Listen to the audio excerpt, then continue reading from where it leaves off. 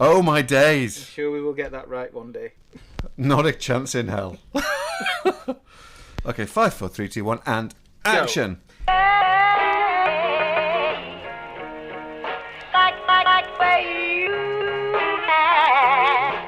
Welcome to the Graphters Podcast.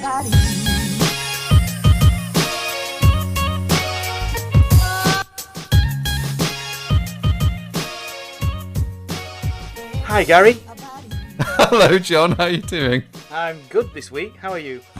I'm okay. As we discussed off mic, I've had my first boost of AstraZeneca, Oxford Jobby What's It in my arm, and I'm a happy man. Still a few months for me to wait, I think. Being the because younger. Yes, yes, you are Pitt the younger. I am Pitt the older. We're a couple of wigs. Yes. Or just sad Blackadder fans. Very much. Which is nothing wrong with that. Absolutely nothing not. wrong with that. Nay. Absolutely not. But no, Millie Southern. Very quickly, have I ever mentioned this to you? My dad, when I was a kid, would always say, when I'd say, "Dad, can I do this?" and he didn't want to say, "Yeah, son." He'd want to say no, and he'd say, "Nay, Millie Southern." And I've been wondering for years where this expression comes from, nay, Millie Southern. So I just assumed it was some northern expression. Turns out my dad had heard it once said to a character called Millie Southern on a radio show when he was a child, and he'd had it as part of his repertoire ever since. So whenever someone would say to Edwin, "Can you just do this?" and he'd go, "Nay, Millie Southern." And so that's my dad for It's become a family heirloom decades. now to be passed on. It is. It's almost as good as his other one, where he's lying in bed for ages and won't get out of bed, and then he goes, "Right, this won't get the baby a new frock," and jumps out of bed. There you go. That's my dad. So yeah. Oh dear, still going. Bit like my jokes, still going. They're good. So today and this week, Maya Autodesk have dropped Maya 2022 and upgraded a few bells and whistles. Apparently, as it's literally just dropped. I do apologise, not had any eyes on it yet.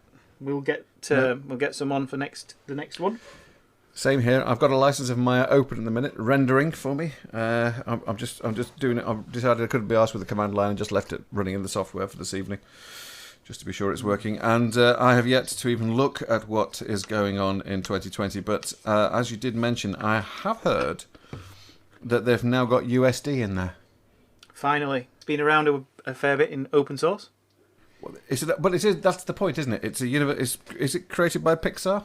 It is a Pixar. Yeah, it's a Pixar standard. Should we call it just like standard? Like OpenEXR again. Yep, standard. Born out of Pixar, and it's a standard and totally open source, which is what they set up in the first place. It is beautiful to see expensive software taking on open source plugins. It's a shame they're a bit late to the game. Linear Aces? Have they done anything with Aces? The Aces colour spectrum yet? Yes, quite a bit actually.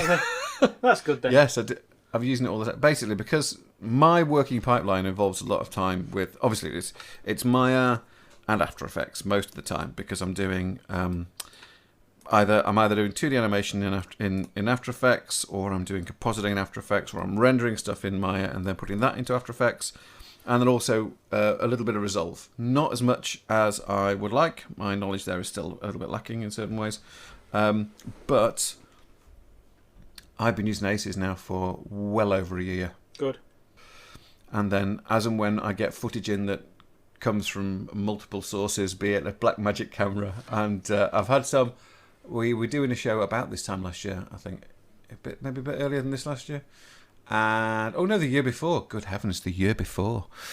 We got footage that had been shot on Blackmagic, and Blackmagic with the burnt-in LUT, and a Sony, and then the same Sony, but also with a burnt-in LUT. So we had to find a way to get all this stuff. Some of it was shot correctly, some of it was shot incorrectly. And we had to find a way to get all this stuff together, and the only way to get it to work was to go into Aces. Aces. So we, and Aces just proved to basically save the day. So it's interesting. It's a big pot of stuff, colour space. Huge. Yeah, it's massive. Absolutely massive. It just would be nice if everybody just had this one single system, hence ACES. Do you know what it stands for? Oh, it's got Academy, is it? Colour? I'm going to go with yes there. That's about as well. I was listening to I listened to the Corridor Crew podcasts quite a bit. Oh, he's left, hasn't he? I know, Clint's gone. Clint's gone. Ooh. Clint, how dare he? Okay, this is wrong. This is getting very meta. This is now becoming a podcast about a podcast. No, they were talking about it, and Nico knows a hell of a lot about it, and he explained it absolutely perfectly. ACES just basically is this, and this is me trying to come up with something which is as good as him. It's just this wonderful pot which everything works in. It's like, it doesn't matter whether you're throwing in, nuts and bolts and screws and all sorts. You just mix them all together and you'll always get the right thing coming out the other end. It's obviously that was a rubbish analogy. But, so for clarity, and because Google is our friend, ACES stands, here he is. ACES stands for Academy Colour Encoding System. That's it. Yes.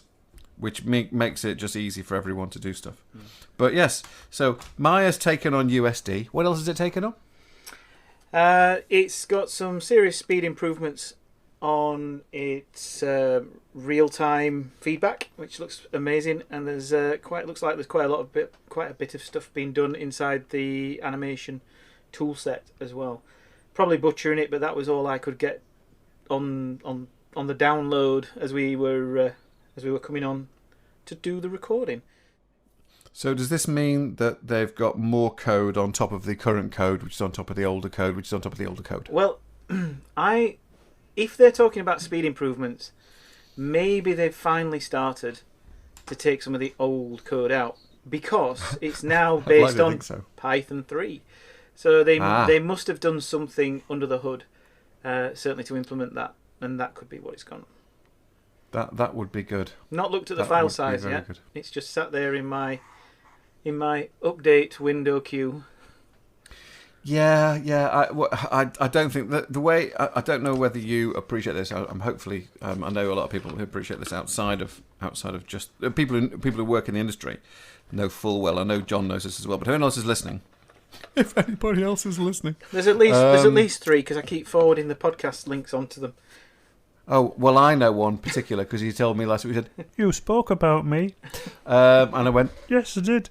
That's and nice. That's nice. If we can speak about enough people, we might get into double figures.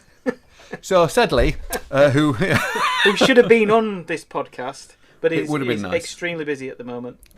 Well, no, that's a good thing. It's always good to be busy.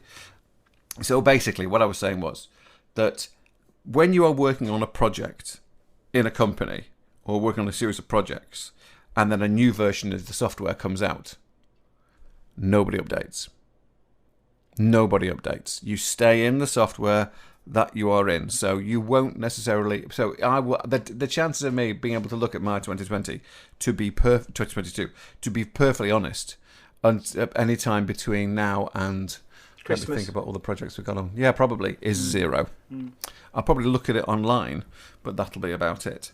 I'm going to be honest, Gary. Up until me getting back into the tools and being on the tools again, as I now am, I probably had fallen into the trap of latest one download, and you never really get comfortable inside the actual application because they move a few things around and you go and search for things, and it's the worst thing ever. And I have seen a couple of people come off the rails when giving demonstrations because they've upped to the latest version and the tool's slipped into a different menu set, and it just has to throw you once and the whole thing comes crashing to a halt. No. Is it like when they tried to show how wonderful the glass was in the Tesla car? Could well be. This glass is completely unbreakable. Look, I'm going to throw a steel ball at this window. Bush. Smash. One of the things I did want to pick up on, though, that this week, Adam Knight, who's at D3T Games, who's a former student of mine, absolutely super proud of him, working now in the games industry, gave a talk to the next gen students on workflow, which was in Maya, which was fantastic. Forgot to record the actual modelling process. So I stepped in and did it in Blender, and came up with the same results, which is brilliant. Of course. And I've really enjoyed doing that and working with him. But what we had a couple of discussions in the meantime, Adam and I, about workflow and how important workflow really is. And it's interesting. I've watched a couple of videos recently as well where the education system across the world, the paid education system, is being accused of failing to actually meet the expectations of industries teaching on workflow and the actual nuts and bolts that go into, piecing together a product, whatever that product is. And I actually had a conversation today with an employer in Doncaster, and he'd actually got some apprentices, not our apprentices, not yet anyway, but he'd got some apprentices working with him, and they were switching from being an architectural ArchiCAD type company to a visualization company. And he was talking about going Revit, from Revit into SolidWorks. No, it's a real time rendering and animation. Is it Raise or I can't remember. I will figure it out and update it on that. But what I said to him was, have your apprentices been taught traditional animation? Do they understand movement, timing, composition, how to light something properly? And the answer came back, no, they haven't. Should they have? And for me personally, I think yes, because it's not about the software. It's not about knowing the buttons. It's about understanding timing, composition, and as I said to him, selling the product. And if you're making animations for companies to go into local council, to planning permission, going out to the wider community, it brought me back to those words that I was talking to Adam about, which is the workflow. The workflow is the key to everything, and I think that's something which is something I'm working on now with the college group I'm working with, on accelerating staff's access to companies so that they can experience real workflows and then bring that back into the classroom. So that's something that I'm working on, and we're getting quite a long way with that. So I'm getting really excited about my teams getting out there into industry again, in whatever format that is. It doesn't even have to be in an animation company. Just to know what a product cycle is again, and be proud of a bit of finished work. To be fair. Well, exactly. Well, hopefully this hopefully the short film will help towards that as well. It will. Looking forward to it. I finished the draft on that. You know that you've read it, haven't you? I've read the draft. I love the draft. Yes. Thank you. It's big. It's not small, no. but at the same time, it's not that big, and there are ways to get around a lot of it, which we will discuss in pipeline. Yeah, and at least 5 major locations, as I was reading it. You're shaking your head, but for me, I am. You think 3? No, there's probably 3. Yeah. Maybe 4 tops, but that's it's not major. Most of it, if you can imagine, you've had a pack of Megascans rock work. You could put together pretty much most of it, and then the rest would be individual builds. Not that I'm saying we probably will go down use Megascans if they are available. Epic, we will obviously use them, and if we can, I want to try and keep everything as free as possible, so it makes it accessible to everybody. So we'll have to sort out a way. The software was Enscape, by the way. Enscape. Oh, right, okay. There is something I actually thought we should be talking about. Not the film. I'll come back to the film if we can a little bit later. Was something that has been really quite something in the last couple of months. In fact, if anything, particularly in the last month, something quite incredible has been going on in the world, and that is Banksy's put another mural up. Non-fungible. Sorry. Banksy's put another mural up. Well. It's on the same sort of lines. No. It's about Beeple's £69 million sale of one of his pieces of artwork as a non-fungible token. So NFT artwork. So people being able to sell their digital artwork as part of the blockchain, which means that they still have copyright, but somebody has ownership. Wow. Imagine cryptocurrency where the part of the blockchain is in fact a piece of art. Basically, what you do is you create your individual piece of artwork, you fix it, you basically make it a part of the blockchain. Basically, you create this piece of artwork, you put it out in the world, and then you sell it. And Beeple, of course, what was his name? Mike Wiseman? Mike Winkleman? something like that. This guy Beeple, he's a digital artist who basically creates a piece of artwork, one piece of artwork every single day. I mean, if you just type in Beeple and look for him, he's fantastic. And some of his stuff, some of his short films, and he does VJ loops and all this sort of stuff. They're beautiful. They're utterly bonkers. But he sold a bunch of his stuff, and then he had one piece which essentially was made up, a digital picture, which is made up of pretty much every single digital picture he's ever made, in like a mosaic. So we had to crush down the size slightly, but it's still a bloody big file, and that file is fixed inside of the blockchain. So it's an NFT. It's a non-changeable, breakable token. So people actually buy this NFT artwork, and someone bought it for 69. Well, as a guy who actually owns a cryptocurrency, and he bought it for $69 million.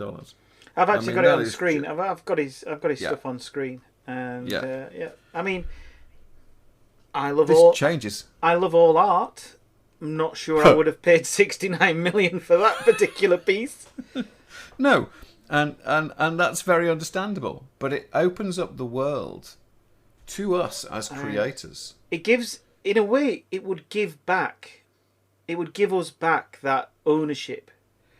Yes. The original ownership of our art. Because I think it does get lost, doesn't it? It does get lost, especially in our industry, where we are looking constantly at, non-disclosure agreements that say you cannot tell people you've worked on this piece of art. I mean, if there was something that actually, a digital DNA that ties you and that art together forever, a Picasso, and a Van Gogh. Interestingly, Beeple, because he was making quite a bit of money out of these things, he decided, rather than just making it being here's you own the digital picture, he actually went in and he did digital packs. So basically, it's like a tiny computer screen which you can see the image, and it's a sequence image of one of them. They're all like little tiny little looping animations. So you can just see it. You turn it on, and you see the artwork, and it's all encapsulated in glass, so it's like a prismatic little box. And you can see it on there, and there's documentation, and also then there's a tiny little bottle with some of his hair in it. Fantastic. And it actually says underneath it just says, "Not pubes. I promise these are not pubes." Do you know? I'm looking at his artwork, and I am seeing a surrealist movement, a digital surrealist movement. Would you say? Yes, he's there's something about his artwork. Is it Mike Winkelmann? I think I got the name wrong. Did I? No, it is Winkelmann. He is something else. I mean, he uses Cinema 4D and Octane, and everything he does, he makes them really, really quickly. And as I say, he uses a lot of stuff from Turbo Squid and from places wherever he can get stuff, and he just basically mashes them together very, very fast, and then works over the top. So he paints over the top of them after combining them together. So he can do things. So bring in stuff, chuck it together, make it look like something, paint over the top, throw in something else, paint in all the shadows and stuff. So they're literally essentially he's the antithesis of Bob Ross. Oh, he ain't no Bob Ross. Yeah, no, he doesn't start with that blank canvas and just give it a little Prussian blue and a little bit of burnt sienna. Yeah. Just let the brush go. We better be careful because we might end up down that Bob Ross route again, and we don't want to do that. Well, I don't know. I quite like Bob Ross. I've got it. I've got the tamed version of his hair right now. I actually had a chat with I want to do a name drop. Tim from the council today. Who? Tim from the council. I know. I've met Tim. Yeah, who turned on his camera, and it was like 70s bouffant hair was there in front of me, and why not celebrate it? Wow. Was it proper big afro? He had the full head. Bouffant hair. Yeah, it was absolutely brilliant. That's quite impressive. He said he was going to put the. I can only assume that if he had the headband on, he would definitely look like Bjorn Borg. Really? It was out there. Pretty good. You're not far off. Bit of a Silver Bjorg at the moment. Me? I think Silver Bjorg, cyborg. I've just taken my headphones off so I can't hear you, John, which is probably not a bad thing. I'm just looking quite slick Yeah. Quite slick. A little bit of ducktailing going on at the back. Quite a bit, yes. I know it's a bit of a DA on the back there. It does sound like this podcast is a little bit unhinged, but obviously we were expecting to have a triage. a triage. Stop it. We thought we would have had a guest and had a fair bit of obviously reminiscing going on with that guest. So it's, But that's okay. That's okay. I mean, the thing is, we only are. Here's the thing: we don't just want Sedley on because it was said. But I mean, it'd be nice. But the point is, he's someone who's been in the industry for quite a while. He's got a lot of knowledge. He knows exactly where he's come from, and he knows exactly the same as we do where things go wrong with trying to get a job. So it's the sort of, because it's like anything. It's like if I try to explain to my kids something, they won't listen to me, but they might listen to somebody else. So if someone's listening to us all the time, they might go, yeah, it's just John and Gary, for God's sake. Whereas if there's somebody else comes and they go, oh yeah, listen to him. He knows what he's talking about. He sounds like a real professional. Look, these two couple of... that was the plan. Yes, that was the plan. But that's okay. It will happen. It will happen. It will happen. But it gives us a chance to catch up. Yeah, and I think this is what... in a way, this podcast has been a fantastic way of us connecting on a regular basis. Where there was always one of us was always rushed. We had 5 minutes when we needed 25, and this gives us an hour to just catch up. We can tell the wives that we're actually doing some work. Well, no, Alex knows that I'm chatting to you for an hour. Marie, I said, it's a half-hour podcast, I said, so we'll be on the phone for about an hour. And Marie knows the same. Yeah.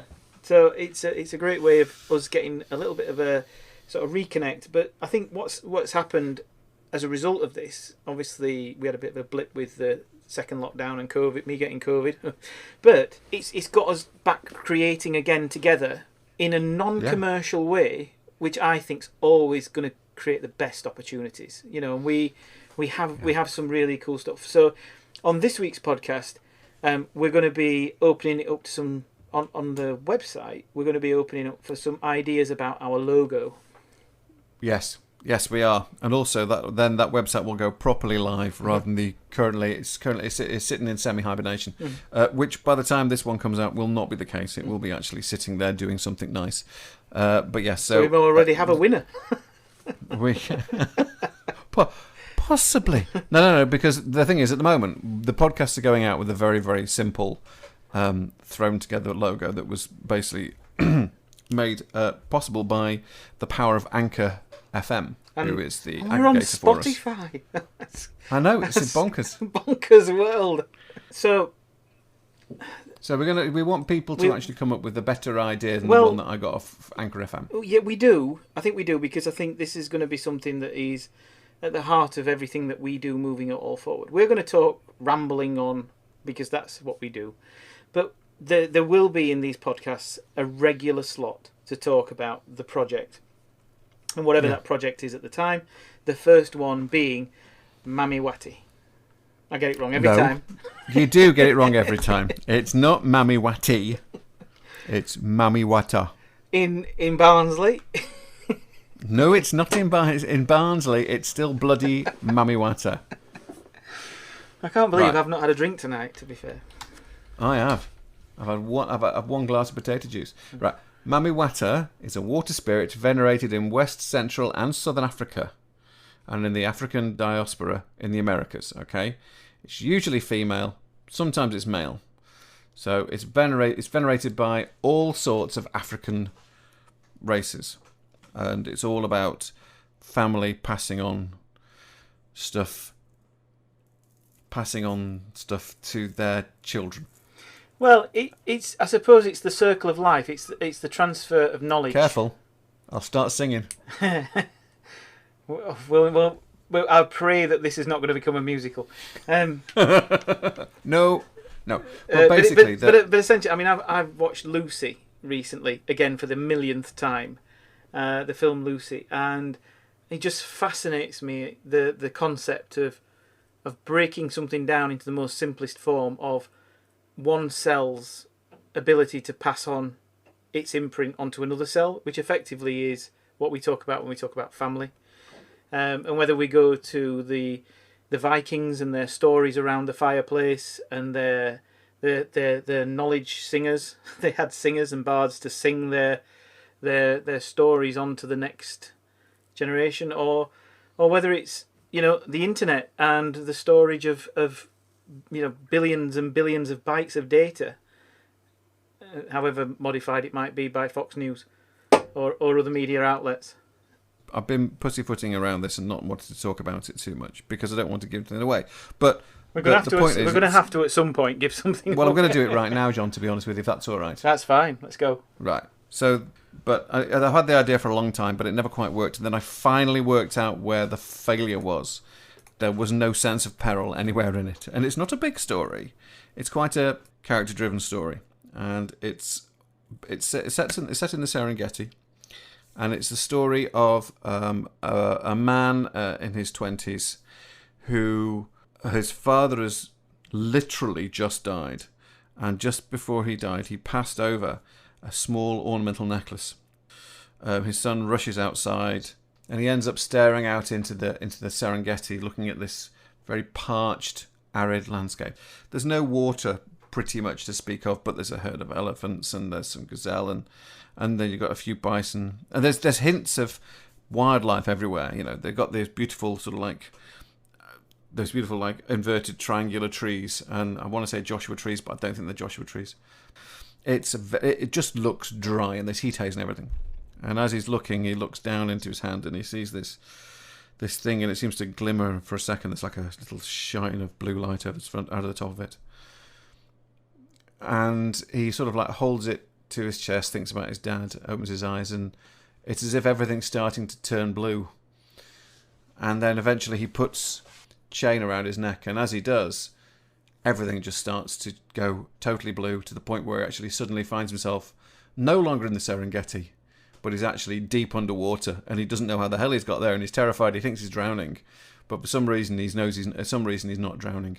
He's swimming around, and moving around, because he doesn't know really what swimming is, I don't think. And as he does, the chain starts to come away from his neck, and he starts to drown. So he pulls it back around his neck. So this thing is obviously there, keeping him alive. And as he's floating around in the water, he gets approached rapidly at first by a couple of very odd-looking fish that kind of look like they've got African masks for faces. And then, slowly but surely, out of the darkness comes Mami Wata. Mami Wata being a mermaid. Now, she's got a tiny glow on her. And as they're there, all of a sudden, you can start to see something appearing in the background. And out of the darkness comes a lusca. And if no one knows what a lusca is, it's Lusca, and essentially what it is essentially it's Sharktopus. It sounds like this awful thing that is you can find in one of the B movies made by the Sci-Fi Channel, but actually is generally based. They think it probably was actually now some water-based octopus or octopi that actually existed in these sinkholes that were powerful enough to pull a person under the water. So there's a little bit of truth there, but the point is that a lusca can only be controlled by a mer person, and that's the kind of belief in there. So the lusca basically chased them around a bit, and then they end up going to essentially an underwater environment. I'm not saying it's Atlantis, and I realised I'd recently watched Disney's Atlantis. I'd seen it years and years ago, and I realised there are blue necklaces in that basically have power. So that worries me slightly. But in the end of the day, basically, he has to make a decision. He has to do something which potentially is life-threatening to him, but actually saves the day. So there's actually this, You found the peril. You found the peril.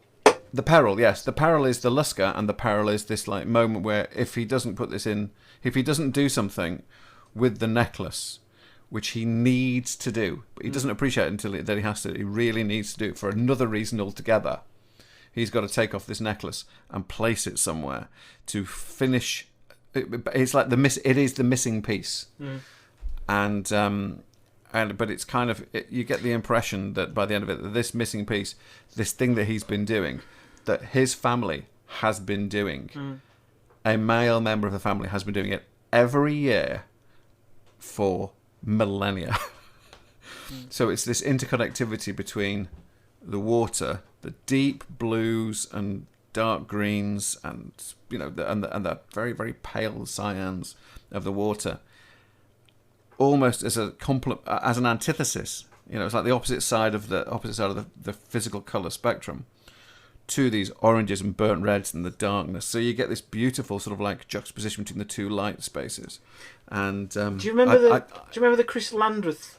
Do you remember the Chris Landreth animations? Most of them, yes. Well, yeah. Hey, bingo. Hey, bingo. Yeah. There was one though about self reflection.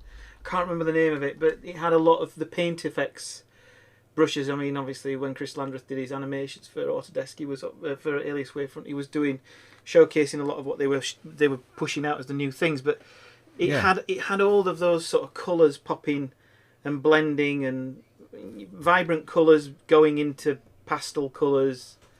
Yeah, there was a lot of that going on. I think there's some stuff there. And just to draw, acacia trees seem to be the ones on the Serengeti. I do have the script actually up.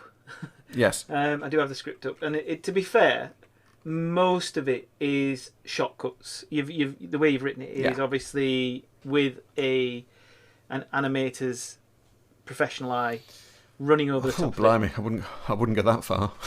Well, I've tried to think of it. I mean, the thing is, it's like every single one of those shots I see in my head. Yeah. And I now need to get out as artwork in some way or form. I think that's going to be the challenge for the community to hit that expectation. Okay, fair enough. Because I mean that's you have I said this at the very start when I sat a lot more quietly than I have today, and listened to what you were planning to do, and just in reference to worry over some of the other animations already in existence or the stories already in existence, all of them come from a background of mythology and story. So they're all going to have the similar the similar things of symbols of power and things like that. So I think that universally we'll be on solid territory for Hayes. But please don't use Google too much to get the artwork from other artists.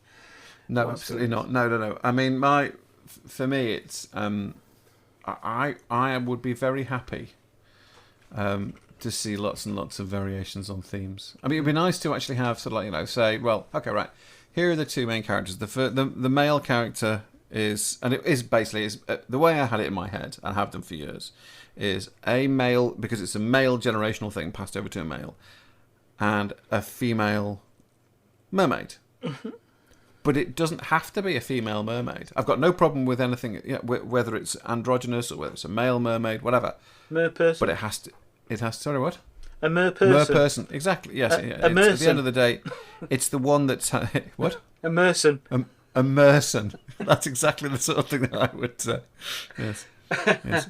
It doesn't have to be a mermaid. It could be a merman. It could be a murmur. A murmur. But again, also, there's a lot of ideas as to how these people should look. And I remember, John, you saying actually you imagined it quite stylized. And I did actually. When I was listening to what you first said, it was like I saw almost Dali-esque savannas with the thin limbs, sort of thing, which is actually quite. It sort of goes back to the sort of wood carvings from Africa, that sort of thing. It's very stylized in the way it works. And I have that's obviously my memories of African art coming through when I've been to Spain with my family. And there's a lasting memory with when we first went over with my father, and there used to be a man called Mustafa that would come round, and back then he was very young, and when we saw him, Mustafa? When we saw him recently, he's a great granddad now, I believe, many times over. So that's 30 years worth of growing up and knowing them. But he would always come up and ask how we were, how are you, and it was always a bit of almost bonding going on. And in the later years, he was always selling the wooden figurines from Africa, which was, and I've got some. I've got a lion on my shelf, which is, which my father bought me. So, yeah, absolutely. It's some of that stuff I think for me would play, but I'm not going to be the one making artwork initially anyway. No. But the point is, it's in my head. I kind of was probably thinking more traditional, sort of like 3D, if you can use that term. Something more akin to a Moana-esque sort of feel, but with more scales. Do you know what I mean? But each of those, it's like when you look at Atlantis. It's Mike Mignola who did all the artwork for the original Disney Atlantis. Yeah. So they've got flat fingers, and all their fingernails are all triangles. There's everything is stylized to a certain extent. But I imagine a much more of much more visible eyes, much more visible face, much more visible mouth. And I think we will need those, because that's where the heart of these characters is going to lie pretty much entirely in what their faces do. So we do need to be sure that we have that. But I have no problem with seeing lots and lots of different styles. In fact, the more styles, the better, because the more variety you get, the more things you see, the more you can go, that's the look. And then workups on that, and then taking those designs and then saying, right, now, so okay, this person has designed this, or these two people come up with a couple of concepts that we can use. So we basically get designs made based on those by one or two of the people, which then goes to the modelling stage. So we need someone to basically model and so on, and then someone else to rig. I mean, I'm happy to do any of this. I have no problem doing any of this. I'm fully prepared for that experience. Well, no, you desperately want to. You've admitted it. If not, I have. I mean, I'm a massive fan of Ian Gibson, who's no longer with us. Obviously, 2000 AD. But when I think of stylized character art, those are the sort of striking images that come across. How I see, taking something in a different way, in a different role, in a different sort of thing. And I mean, it really strikes a good chord. It's on certain levels, but it probably doesn't strike all the chords, and that's going to be, I think, the key is it's going to be. I mean, the whole point of this, Gary, is you've let the genie out of the bottle, and we need to see where it goes. Yes. So it's not going to be a quick. This ain't going to be a quick trip. We have to get it to a point where we can then ramp forwards with the animation. That's the thing that's going to have to be properly pipelined. The good thing is the summer is coming up, and there'll be lots of people that need, I would say, these extra skill sets. And one of the things that I think I've been toying with recently, we both love sharing our knowledge, and we both love getting involved in creating creating a space that we can share that knowledge. And I think this will be also part of the program that we do. So that's how we will keep, I think, a little control over style, art and design functionality, because at the end of the day we've got to try and finish this as a project. And there's one thing that we've not talked about, and we do need to talk about, which is the time. So I'm going to say that we give ourselves from this point on, because we are just celebrated the first year of lockdown, we give ourselves 12 months. So, did you say celebrated? I've loved being work from home, to be fair. I mean... well, I suppose as a one-time freelancer, now full-time member of staff with the company, I haven't felt as though it's been too different from the norm after doing so much work, for myself from home in the past. Well, not for myself, for other people, but off my own bat. It hasn't been too much of a drudge. So 12 months, which means now we can work backwards from that point to a point where we now know where we're going to have to be. And so hang on, are we putting this in stone? Well, we've put it on the recording, and unless you be creative with the edit, I may have to. So it will be it will be 6 months. It'll be 11 months. From the day when you first hear this, it will be 6 months. No, I believe if we give ourselves a 12-month window of of where we're going to be. 12 months. I did say 12 months. So we do a 12-month window of where we're going to be. We will say we will launch the finished animation on the 1st of April, because April Fools. No. I'll tell you when we'll do it. 31st of We'll March. do it, on the 5th of April. So I reckon the date we should do it on is the 5th of April. I think that's a good date. And then what I can do is we can start scheduling, working backwards. Yeah. Oh, my Lord, this is actually going to happen, Don. I told you it would, and you didn't believe me. John, I'm scared now. No, there's nothing to be scared about. We'll hold each other's hands virtually. But it's going to have my name on the bottom saying directed by Gary Noden, and I'm scared. Written and directed. Don't forget. No, don't do that. Don't do that. Yes, conceived by Nedon Irag. Don't forget in big bold letters, because I've never had big bold letters. It'll say "and made bloody happen by his mate John." Yes, actually, forced to become a reality by Johnny Johnston Stopforth the Third. Yeah, made into reality. Yeah, made into reality. I love that. No one else has got that title. Yes, I'm a reality with maker. Thanks to the Blender organisation. Any help would be greatly appreciated. Yeah, so Blender Foundation, absolutely, yes, and Critter, them fellas, the little critters who make Critter, and not to mention probably will probably be Resolve at Blackmagic. Yes. All the final magic has been done by the Resolvers. But what we could do is we could actually just comp the shots. In Blender. In Blender. 2.94. Well, whichever one it is. That's had the speed boost on the video production. Well, I was thinking of actually doing if we render it out, because the first thing will be a Playbus version, and I'll probably end up doing an edit with an NLE, but I might as well use the NLE in Blender, because apparently there's been updates and alterations in that recently, which have streamlined the hell out of that. Oh, it works a lot better. It does work a lot better. I mean, Maya can whoop its whoop as much as it likes with its sped up viewport and Python 3.0 and USDs, but I'm sorry, Blender's been there for at least a year before them. So a very fast. I mean, I've been actually very quickly. I'm doing some tracking tests. I've got two tutorials that I'm doing sort of like back to back.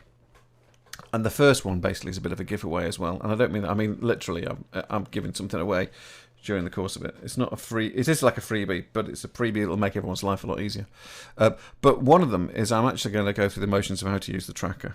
And I found a little shot on Tinterwebs from Unsplash, and it's tracking it is just it's faster than I remember it. I mean, it's faster already in 2.92, and I'm thinking, well, how can they make this better?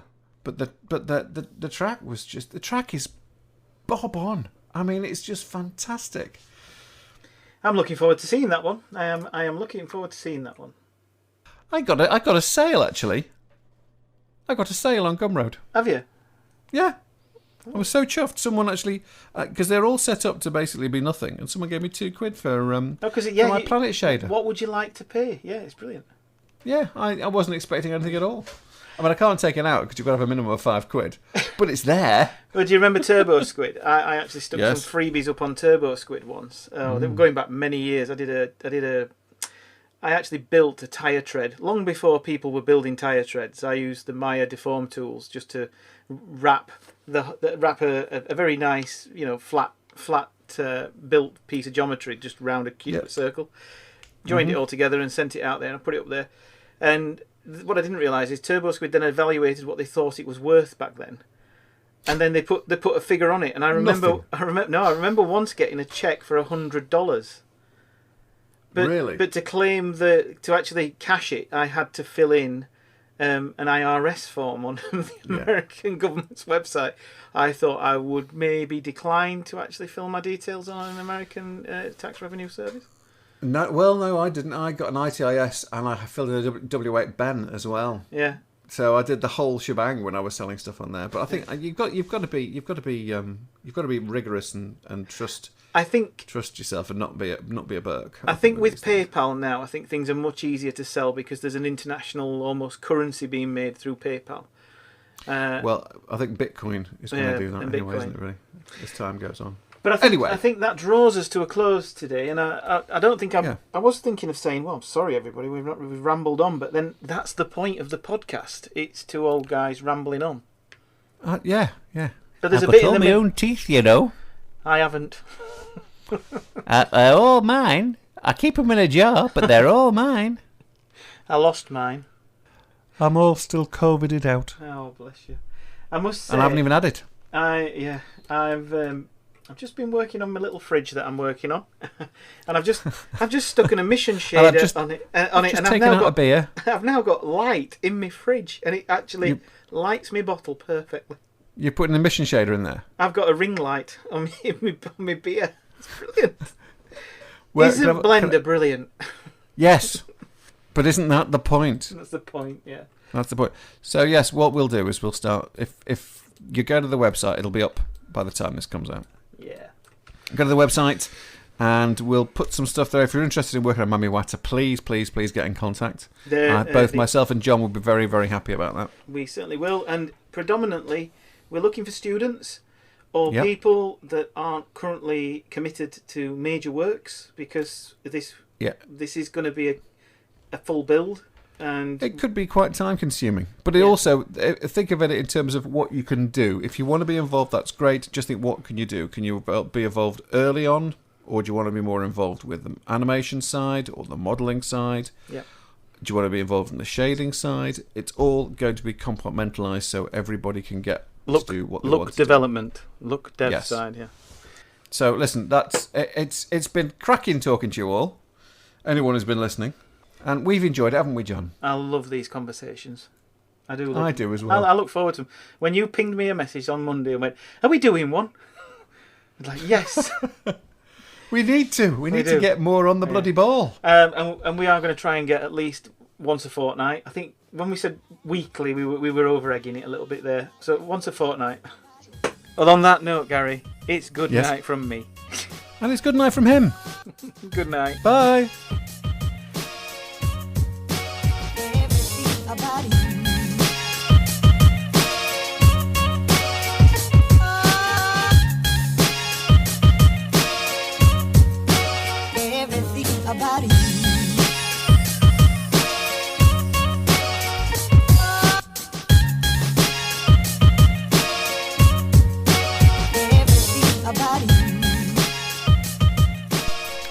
This work is licensed under a Creative Commons Attribution Non-Commercial Share-alike 4.0 International License.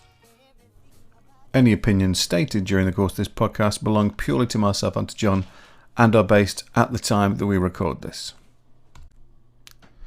The theme music is My Everything by DJ Quads. If you like that, and I'm sure you probably did, there is a lot more of his great stuff which you can find at soundcloud.com/DJ Quads, or his music is also promoted by www.free-stock-music.com.